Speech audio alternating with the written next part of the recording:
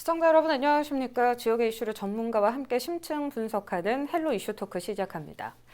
끝날 듯 끝나지 않는 코로나19 확산이 장기화되면서 지역 중상공인의 임대료 걱정이 다시 고개를 드는 추세입니다.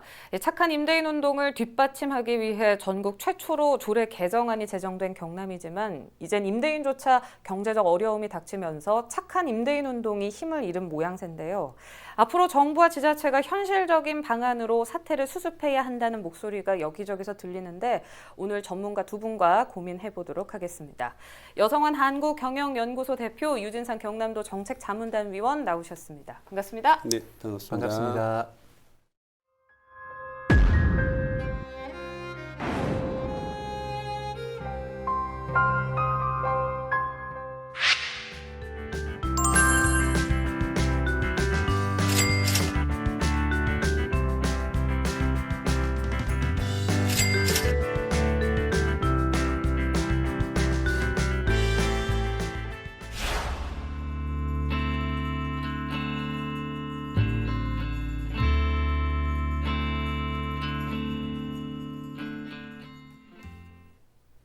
네, 코로나19가 종식될 듯 하면서도 참 수그러들지 않고 있습니다. 착한 임대인 운동이 힘이 빠지고 있는 상황인데 지금 현장 분위기가 어떻습니까? 예, 지난 2, 3월부터 시작된 이 착한 임대인 운동, 이 이제 하반기에는 좀 주춤할 것 같아요. 이 코로나19 사태가 장기화되고 있는 데다가 상당수 이 임대인들이 한 2, 3개월 정도 한시적으로 이 운동을 참여했기 때문에 이제 많은 임대인들이 이미 그 임대를 원상 복구한 걸로 파악이 되고 있습니다. 네, 알겠습니다. 이 착한 임대인 운동 처음 나왔을 때 상당한 반향이 있었어요. 일단 건물주 임대인의 자발적인 참여도 눈길을 끌었는데 이게 더 활성화되는 데는 경남도와 또 도의회의 노력이 있었죠. 네, 경남도에서 도세를 감면하는 조례를 전국 최초로 이제 통과를 시켰고 그게 지난 4월 24일이거든요. 이제는 곧 있으면 그 효과를 발휘할 텐데 네.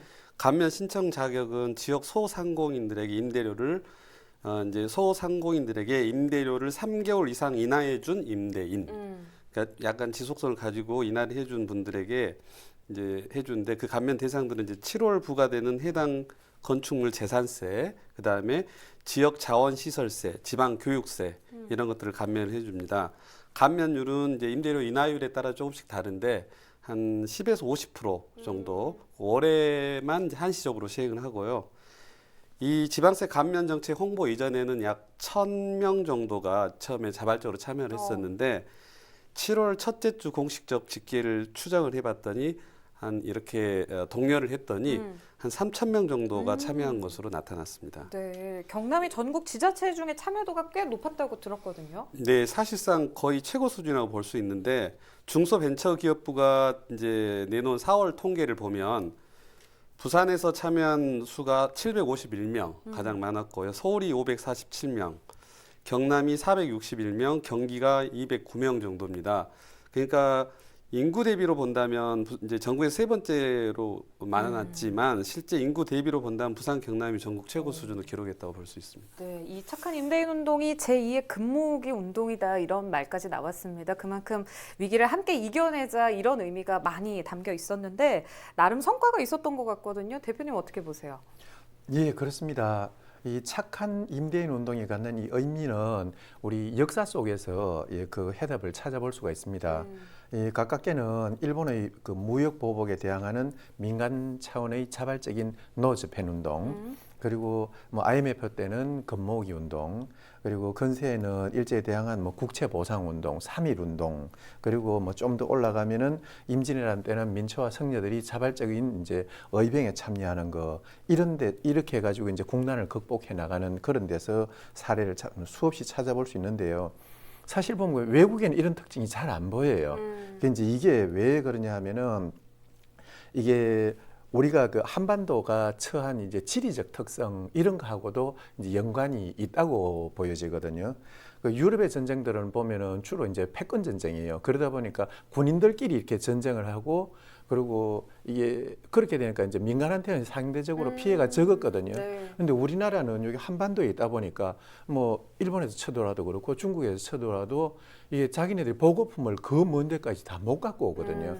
그러다 보니까 비무장 상태인 민간인들을 이제 이렇게 약탈하고 뭐 잘 안 주려면 이제 죽이기도 하고 뭐 이렇게 됐던 거거든요.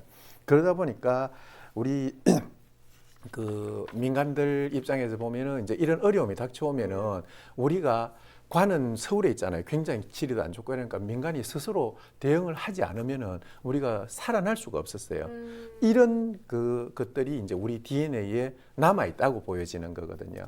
그래서 이런 우리의 특성들이 지금 현재의 이 착한 임대인 운동 이런 것도 이제 이끌어내지 않나 싶은 그러니까 우리 민족성이 이끌어낸 필연적인 결과라고 보여집니다. 네, 알겠습니다. 이렇게 이뤄졌던 착한 임대인 운동이 최근 들어서 힘이 빠지는 모양새다 제가 오프닝에서 언급했는데 하지만 참 반가운 게 일부 계속되는 곳도 있는 걸로 알고 있거든요. 저희도 관련해서 뉴스로 전했었는데 잠시 보고 오겠습니다.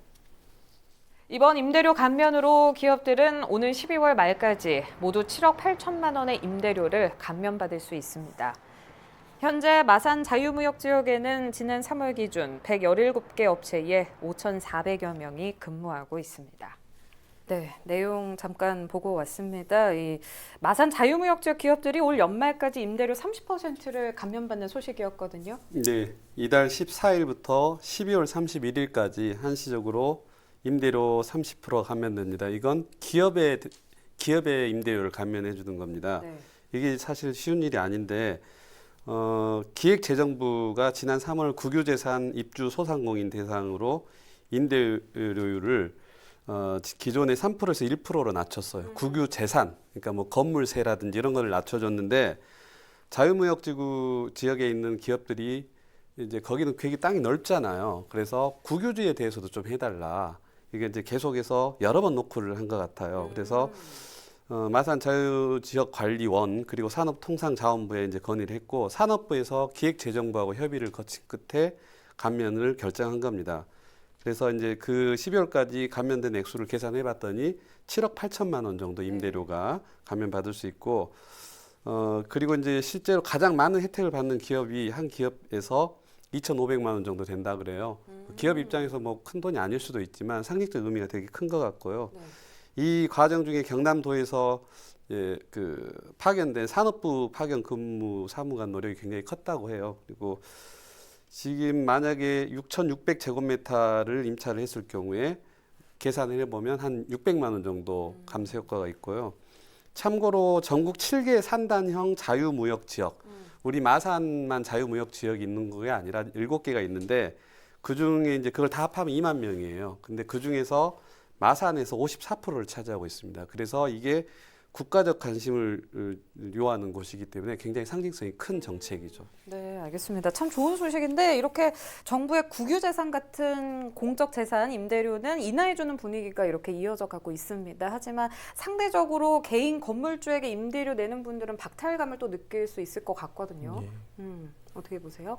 예, 이게 이제 개인 임대인들은 아무래도 그런 걸 좀 느낄 수밖에 없는 거고요. 그래서 이런 부분에 대해 가지고 좀 뭔가 화합하는 뭔가 이런 게 좀 필요할 것 같고 네. 현 코로나19 상황은 따지보면 갑자기 생겨난 문제가 아니라 공공 분야와 착한 임대인 운동에 참여한 가게 등 뭐 이렇게 해가지고 일부는 이제 혜택을 받고 있는데 네. 어려운데도 불구하고 아무런 혜택을 받지 못하는 이제 이 소상공인들 이런 분들이 문제거든요. 실질적으로 어려운 것보다 더 큰 문제가 불균형 문제거든요. 이게 불균형이 닥치면은 사람 행복도는 이제 툭 떨어지게 됩니다. 견디기가 힘들죠. 네. 그래서 이런 문제들을 해결하기 위해서 이걸 공론화를 해야 된다고 생각합니다. 그렇게 해야 사회적 합의를 이끌어내고 다만 이제 한 가지 다행스러운 거는 제가 만난 몇몇 임대인들은 이 상황에 따라서 연말까지는 이 착한 임대인 운동을 좀 유지를 하시겠다. 그래서 뭐 다소의 한가닥의 희망은 좀 남아 있다고 보여집니다. 네, 알겠습니다. 이렇게 착한 임대인 운동으로 임대인과 임차인이 서로 좋은 상황이 이어지면 좋겠지만 뭐 말씀드렸던 현실은 그렇지 않습니다. 있습니다. 임대인 역시 더 버틸 수가 없다. 임대료를 다시 정상화하는 움직임을 보이고 있고요. 여기에 코로나19 여파로 여전히 힘든 경제 상황에서 임대인들이 수렁으로 빠지고 있다. 이런 이야기들도 지속해서 나오고 있습니다. 상공인들의 이야기를 직접 들어보기 위해서 저희가 도계동 부부시장 전 상인회장 이덕진 대표와 전화 연결돼 있거든요. 이야기 나눠보겠습니다. 안녕하십니까? 예, 반갑습니다. 저는 창원 도계 부부시장에서 영업을 하고 있는 상인 김덕진입니다. 반갑습니다. 네, 반갑습니다. 코로나19 확산 초기에 저희와 전화 통화를 하셨어요. 당시에 대표님이 운영하고 있는 가게 건물, 그 건물주가 임대료를 2달 동안 30% 깎아주기로 했다고 하셔서 저희도 역시 고마움을 표시했는데 지금은 유지가 안 되고 있다는 소식 들었거든요. 임대인 입장에서 임대료 정상화 이후에도 뭐 매출 회복이 안 됐다 이렇게 보고 계십니까? 예, 그렇습니다. 실질적으로 이 임대료가 금액이 많이 하는 곳은 꽤 많이 하는 걸로 알고 있는데 네. 전체적으로 지금 정부에서는 시장을 살릴 거라고 뭐 동행 대한민국 이런 행사도 하고 있지만은 실질적으로 시장에 사람들이 거의 안 와요. 그렇게 보이는 눈으로 보이는 행사는 하고 있지만은 그게 피부에 와닿는 어떤 그 판매라든지 그렇게 경기 활성화에 그게 연결되냐면 연결되지를 않고 있습니다. 실질적으로는. 알겠습니다. 참 안타까운 상황인데 저희가 앞서 국유재산이나 공공재산에 포함된 건물이 임대료 하향 조정 이루어지고 있다 이런 내용을 다뤘습니다. 일반 중상공인 입장에서 이런 소식 들으면 어떠신지 궁금하거든요.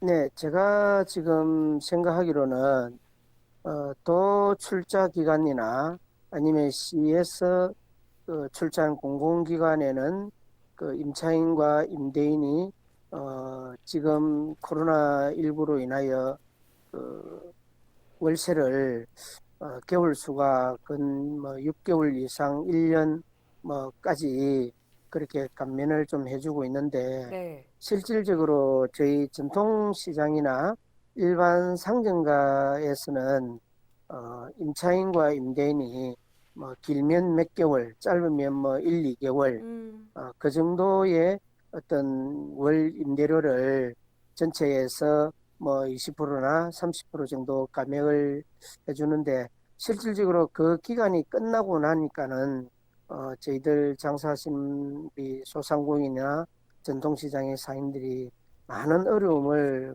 겪고 있는 현실입니다.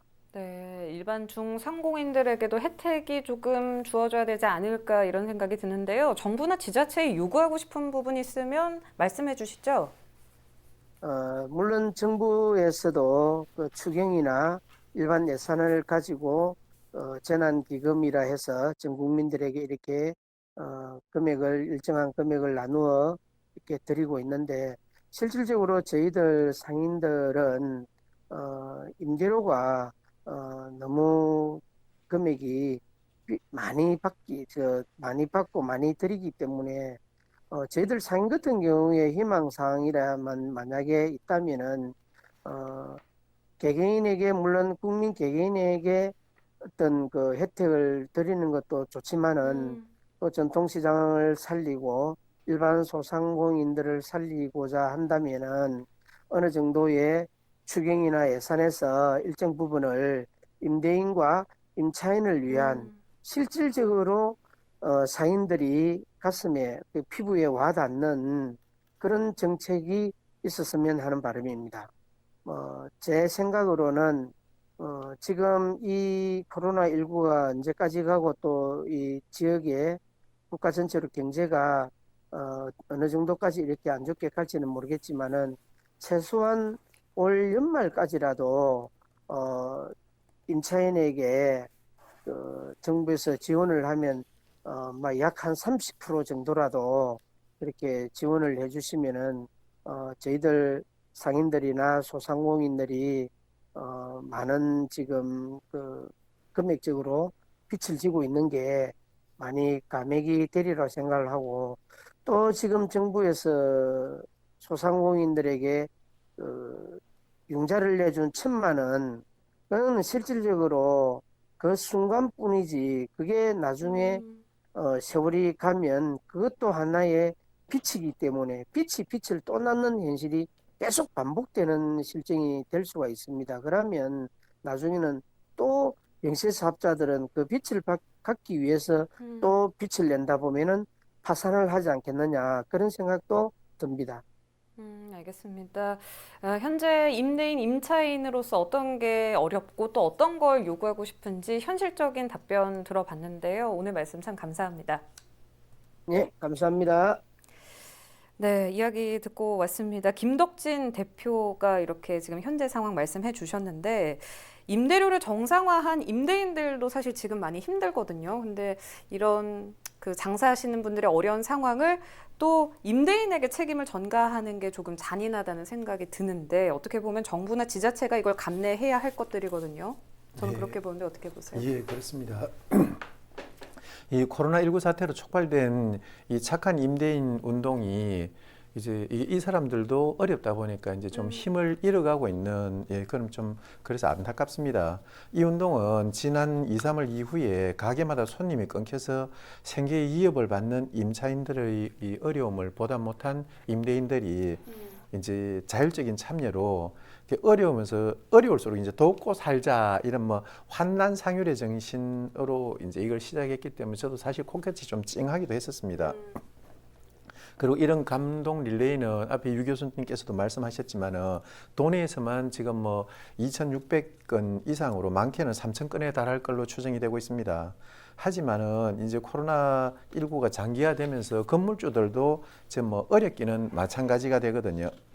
그래서 대출금이 있는 건물주는 이 원리금 상환 압박이 있고 임대료에 의지해서 살아가는 건물주로서는 감내할 수 있는 이제 한계를 좀 넘어섰기 때문에 그래서 급기야 건물주들이 이 착한 임대인 되려다가 우리가 먼저 죽겠다 이런 뭐 볼멘 소리도 나오고 있고 제가 그 만나본 몇몇 이 임대인들 사례에서 공공기관에 계시는 한 분은 경남도 시책에 따라 가지고 이제 임대료를 인하하다 보니까 실제로 이제 자기네들도 경영 평가를 받아야 되지 않습니까? 그래서 경영이 좀 어려움이 많다 그러고 양산 신도시에 점포를 둔 CC는 대출금과 퇴직금 이런 걸 이제 합쳐 가지고 점포를 구입해 가지고 그동안 이제 장사가 잘 돼 가지고 뭐 별 문제 없이 잘 했대요.